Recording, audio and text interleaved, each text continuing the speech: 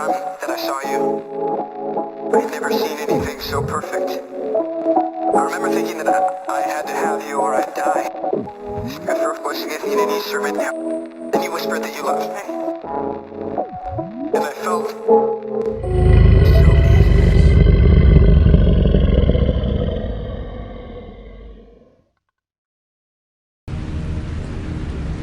An idea is a thought. It's a thought that holds more than you think it does when you receive it. But in that first moment, there's a spark.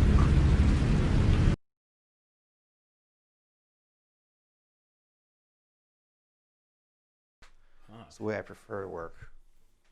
So you just mentioned that you're there to advocate for the audience. What do you mean by that when you're editing? Well, the audience has certain needs, I think. Okay. They want to be, like in storytelling, they want to be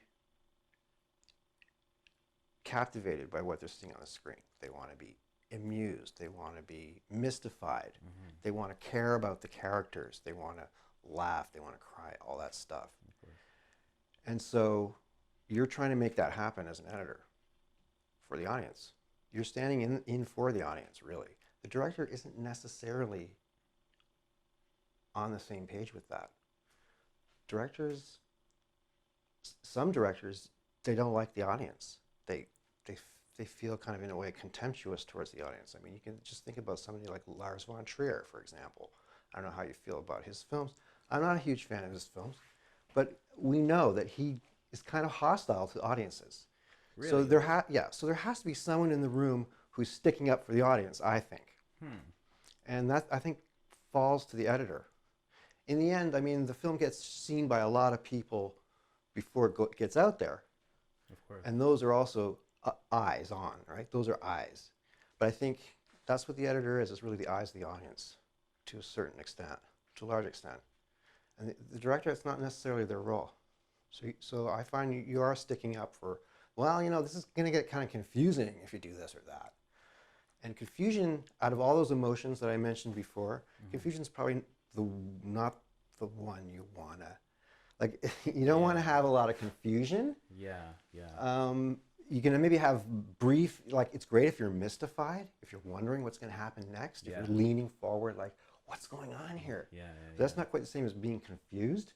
If you're confused, then you end up kind of out of it. You're annoyed. You're annoyed, and then you're just like, well, why am I watching this? I don't want to watch this anymore. There's so much other things to watch. So, you know, you're trying to guide the projects so that's not going to happen. Huh. Right? So that's for the audience.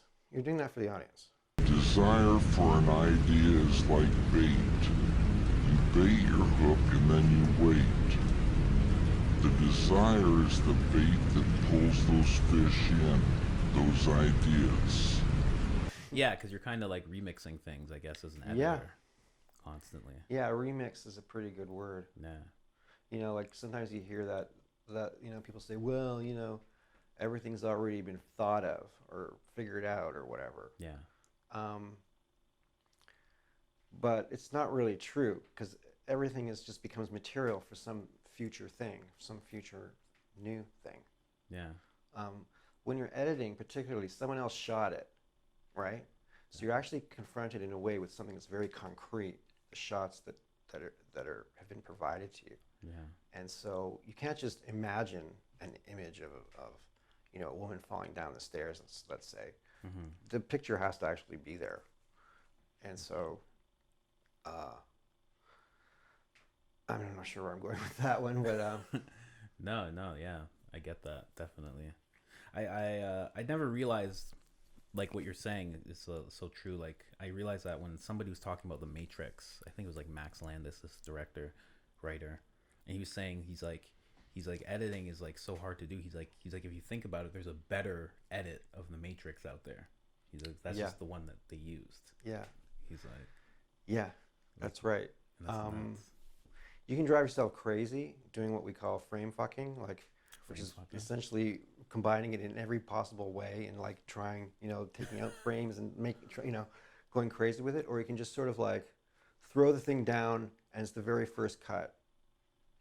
And you know, a film kind of emerges from both of those kind of things. Like sometimes, you know, you'll work on a scene. Like this happened to me recently, where I was working. It was a music performance, and it was kind of late in the day, and I knew they wanted to see something. I was working on this job, and I knew they wanted to see something. And I'd been just, you know, in the editing room for a day and a half by that point, and you know, they're kind of like wondering, "Oh, what is he doing?" You know, like they haven't seen anything. So I knew I had to show them something, but to finish it off, I had to have this music performance. I just thought, I'll just put something on the screen. I'll just put it together. I know we can change it later, and there's other angles that are probably good or whatever. Yeah. And kind of just threw together that performance. Well, that's what wound up in the movie. Like, we changed it almost not at all since that very, very, very first cut. And so, yes, you can sit there and think, well, there's a million other ways that it could be done, but that's what it ended up being. Yeah. And it's quite mysterious how that can happen sometimes. And in other cases, you'll work endlessly trying to refine and fix and redo a scene, and they'll just drive you absolutely mental. And that's mysterious too. Like, how come everything isn't as easy as that one scene that you just threw together like that, right? And you wish it could be, but yeah, definitely. Frame fucking. frame fucking. That's like, you know, trying to figure out what frame to. The problem with being an editor is you do all that automatically anyway. Yeah. Like, you are simply executing on what you're thinking, and it kind of flows out of you. But if you're working with someone else, and often you are, at least at some phase of the production, it's a collaboration. And at that point, the person can't really do it directly. They have to do it through you. And sometimes that can get pretty tense, because you end up having to execute what they want. And whereas you could just do it instantly, they have to kind of tell you, and then you do it, and then you have to tell them what you did, and it turns into this thing, and that can become what a lot of editors call frame fucking. But you have to, I think, be a little bit empathetic towards the person you're working with, because they're not in the position you are, right? And they're just trying to realize something, and they're trying to do it through you. Yeah. You know, so it can be that can lead to tensions, but it can also lead to, you know, things that you couldn't have possibly done yourself. Yeah. You know, you have to leave yourself open. If you're a professional, really professional, you leave yourself open and have an open mind as much as possible. Because, you know, you could have a little voice in you saying, oh, that's never going to work.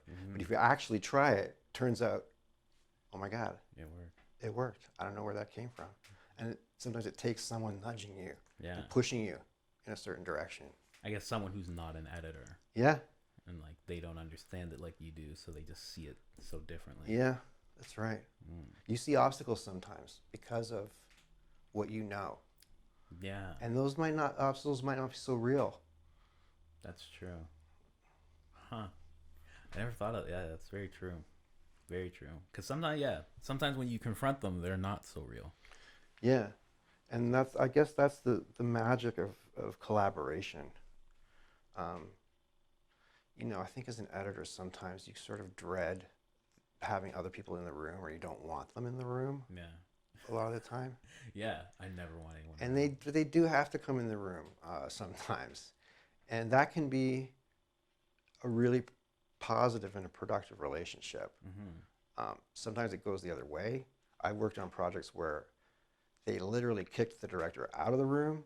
They wanted me to do it, but I'm like, well, that's not my position. I'm here to support the director.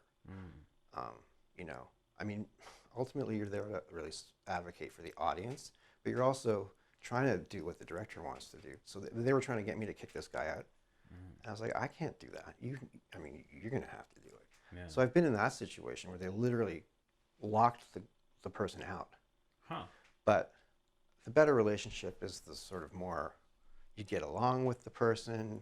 Yeah. It's easy. It's not always fun, but you have a lot of fun. And You know, all those things are really important. Yeah, and then the creative flow would happen. Yeah, I assume. absolutely. Yeah. Little fish swim on the surface, but the big ones swim down below. If you can expand the container you're fishing in, your consciousness, you can catch bigger fish. How do you know when to stop? Yeah. um.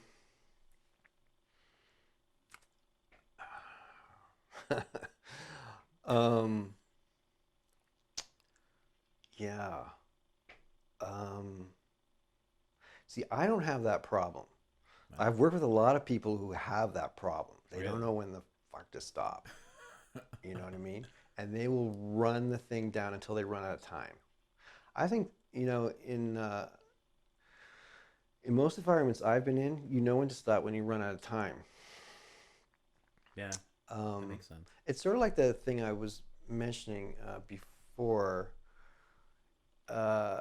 with a sequence that just came together very easily, and I was happy with it at that point. I never imagined though that it would actually wind up being in the movie. I figured, it'll go through various iterations as we, work on this film or whatever. So there's something kind of you can't really explain. Like everyone just could tell that was the best way. Like that was fine. Like that, we didn't want to touch it. Yeah. There's that idea like just don't touch it. So, I mean, I guess that's the short answer. Like when to stop when people are going like just don't touch that. Yeah. Yeah. That's true, I guess. It just there's a phrase we use in motion pictures. It works. Nobody knows what that means, really. But we know when it doesn't work. We know what it doesn't work means. But no one really knows what that means. It works, but it's just a shorthand, I think, that we use for that's done. Yeah. That's as good as it's going to get. That's true. Huh. Yeah, not knowing when to stop. That's a hard one. Yeah. Some people, I think it's just the obsessiveness that makes them want to just continue and continue and continue. Yeah. I just don't have that problem. I'm more of the kind of like shoot from the hip, iterate until you can't really, until it's good enough so you like it or whatever, and don't get too precious about it. I think getting really super precious about things can just slow you down, and there's also just kind of a cost-benefit thing, like what's the word, like diminishing returns after a while. All the work you're putting in is not really making it all that much better.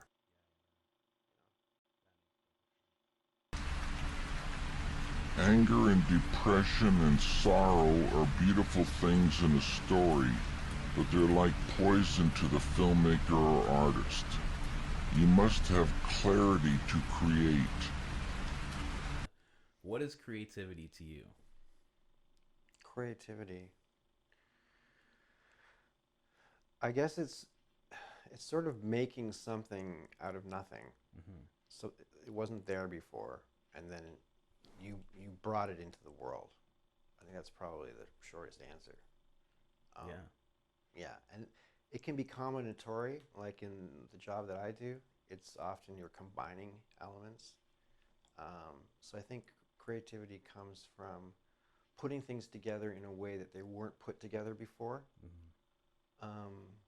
So not necessarily just creating something out of absolutely nothing, but there's an aspect to it where you're simply putting together things that you haven't been put together quite that way before. Yeah. And it makes new possibilities.